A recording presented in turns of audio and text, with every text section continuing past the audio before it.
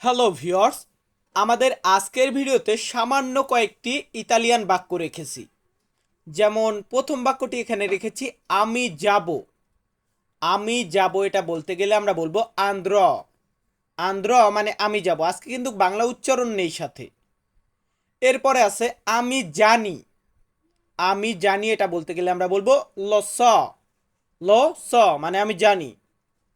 আমি খাবো এটা বলতে গেলে আমরা বলবো মানজের। ইতালিয়ান শব্দ মানজের মানে হচ্ছে আমি খাবো। আমি ভালো এটা বলতে গেলে আমরা বলবো সুনো বুয়ানো। সুনো বুয়ানো। আর আমি ভালো আছি বলতে গেলে বলবো ইস্তো বেনে। আমি শিখবো এটা বলতে গেলে আমরা বলবো ইম্পারের। ইম্পারের মানে আমি শিখবো। ভয়ও মানে আমি চাই। আর লোফার মানে আমি করব বা আমি এটা করব। সো ভিউয়ার্স, ধন্যবাদ।